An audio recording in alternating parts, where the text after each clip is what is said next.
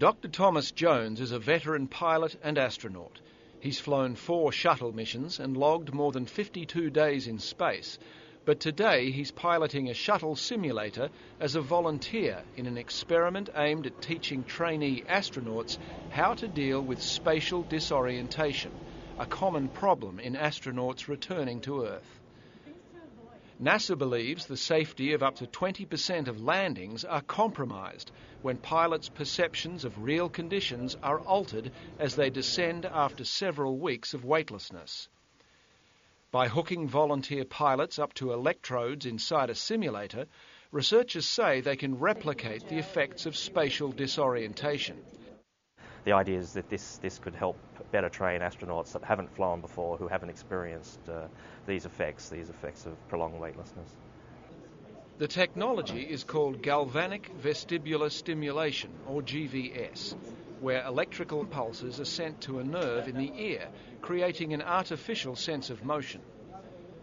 Veteran astronaut Carol Bobko was a willing volunteer. While he doesn't recall ever suffering from spatial disorientation during his days as a shuttle astronaut in the early 80s, he says he's flown with many who have suffered, and now he knows what it's like. But then when they gave you that electrical signal, it felt like you were on a rocking boat, or if you were flying an airplane down final and you were following some other aircraft reasonably closely and it was causing turbulence and bouncing around.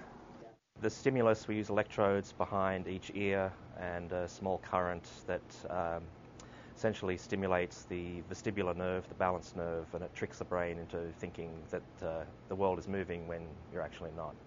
The experiments are still in their infancy.